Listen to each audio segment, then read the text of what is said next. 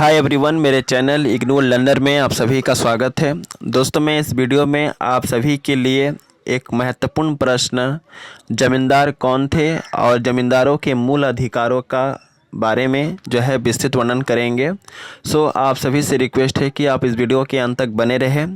और स्टार्ट करने से पहले मैं आप सभी से रिक्वेस्ट करता हूं कि अगर आप चैनल पर पहली बार आए हैं तो सबसे पहले चैनल से जुड़िए, क्योंकि इस चैनल पे आपके जितने भी सब्जेक्ट हैं सभी सब्जेक्ट के इम्पोर्टेंट क्वेश्चंस की वीडियो बिफोर एग्ज़ाम आपको चैनल पर देखने को मिलेगा। तो प्रश्न की ओर आते हैं। प्रश्न जो है एग्ज़ाम में पूछा जाता है कि ज़मींदार कौन थे और ज़मींदारों के मूल अधिकारों का विस्तृत वर्णन कीजिए। या तो परीक्षा में ऐसे भी आ सकता है प्रश्न कि ज़मींदारी व्यवस्था क्या है और इस ज़मींदारों के अधिकारों का विस्तृत वर्णन कीजिए। तो सबसे पहले जब हम आंसर स्टार्ट करेंगे तो आपको स्टार्टिंग पॉइंट में लिखना है कि भारत के मुग़ल काल में और ब्रिटिश काल में ज़मींदारी व्यवस्था एक ऐसी राजनीतिक व्यवस्था थी जिसके अंतर्गत किसी विस्तृत भूमि का स्वामित्व उस भूमि का वास्तविक मालिक न होकर कोई अन्य व्यक्ति था जिसे हम ज़मींदार कहते हैं। आई थिंक आप समझ गए होंगे। मैं फिर भी आपका जो कन्फ्यूज़न जो है, जो डाउट है, उसको क्लियर कर दूं। भारत के मुग़ल काल में और ब्रिटिश काल में ज़मींदारी व्यवस्था जो थी एक ऐसी राजनीतिक व्यवस्था थी जिसके अंतर्गत किसी विस्तृत भूमि का स्वामित्व, यानी कि मान लीजिए बहुत ही बड़ा भूमि है तो उस विस्तृत भूमि का स्वामित्व उस भूमि का वास्तविक मालिक न होकर कोई अन्य व्यक्ति होता था जिसे हम क्या कहते थे, ज़मींदार। मुग़लों के समय में इन ज़मींदारों का संख्या काफ़ी अधिक थी। मुग़ल काल के समय में विस्तृत भूमि में जो व्यक्ति कृषि का उत्पादन करता था उन सभी व्यक्तियों से ज़मींदार कर वसूलने का कार्य करते थे। क्या समझे? मुग़लों के समय में इन ज़मींदारों की संख्या काफ़ी अधिक थी। मुग़ल काल के समय में विस्तृत भूमि में जो व्यक्ति कृषि का उत्पादन करता था, फसलों का उत्पादन करता था, उन सभी व्यक्तियों से ज़मींदार क्या करते, टैक्स वसूलते और उस टैक्स का कुछ भाग ज़मीन के वास्तविक मालिक को प्रदान करते थे। ठीक है। इसके बाद आपको लिखना है कि देश के स्वतंत्र होने के बाद ज़मींदारी प्रथा का पूरी तरह से समाज से समाप्त कर दिया गया। यानी कि जैसे ही हमारा देश स्वतंत्र होता है तभी से जो है ज़मींदारी प्रथा जो है समाज से धीरे धीरे विलुप्त हो गई है और विलुप्त होने के कगार पर भी है।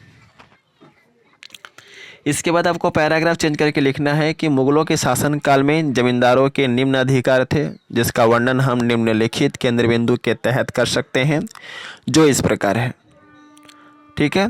पहला क्या है कि मुग़लों के शासनकाल में ज़मींदारों का सबसे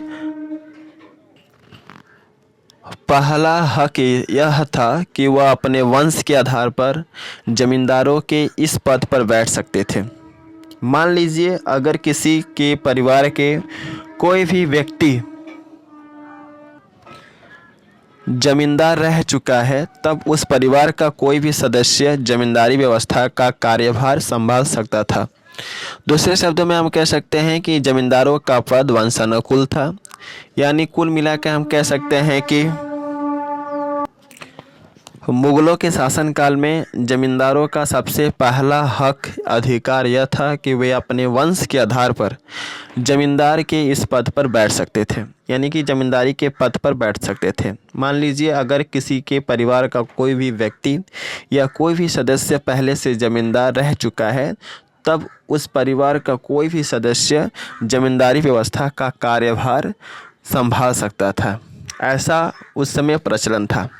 दूसरे शब्दों में हम कह सकते हैं कि ज़मींदारों का जो पद होता था वह वंशानुकूल था। यानी कि एक मान लीजिए अगर बाप पिताजी हैं ज़मींदारी व्यवस्था के कार्य को संभाल रहे हैं तो पिता की मृत्यु के बाद उनका जो बेटा है वह ज़मींदारी व्यवस्था को संभालता था। तो हम कह सकते हैं कि ज़मींदारों का जो पद होता था वह वंशानुकूल होता था।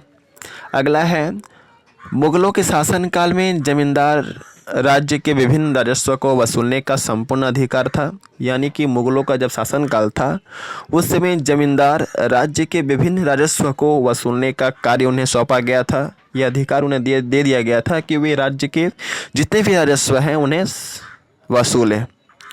जमींदारी प्रथा के तहत जमींदार जितना भी राजस्व वसूलता था उस राजस्व का कुछ भाग सम्राट या राजा को देना पड़ता था। यानी कि जमींदार जितना भी राजस्व वसूलता था उस राजस्व का कुछ भाग आप कह सकते हैं या कुछ हिस्सा मुगल काल के सम्राटों को या राजा को देना पड़ता था।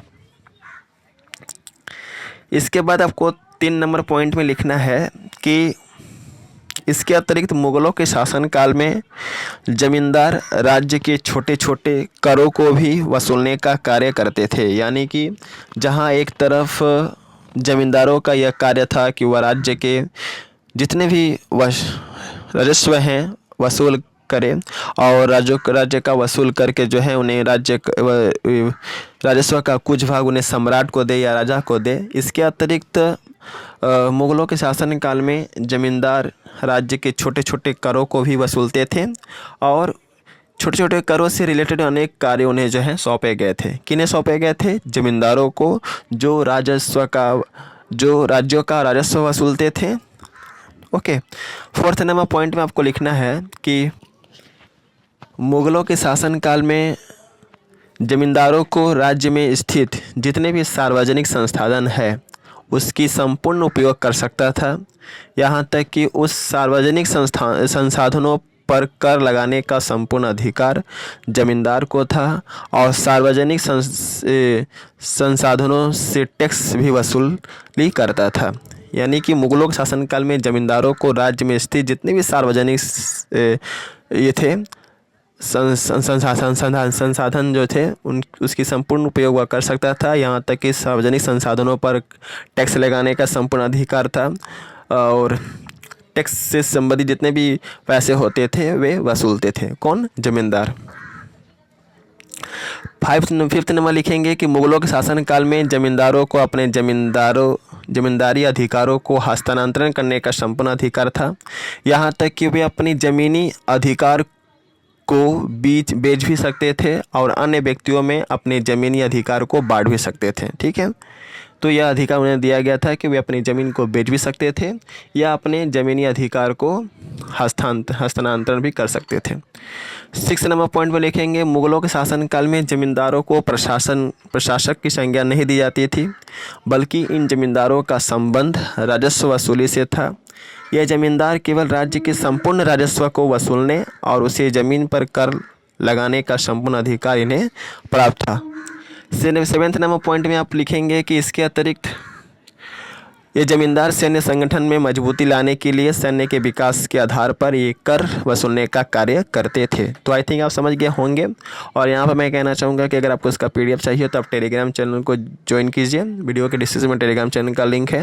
अलग से प्लेलिस्ट बना रखा है जहाँ पर बहुत सारा वीडियो है। सारे वीडियो को देख लीजिए जिससे कि आप इस सब्जेक्ट में अच्छा स्कोर कर पाएँ। So best of luck for all of you for exam and thanks for watching my video. जय हिंद, वंदे मातरम।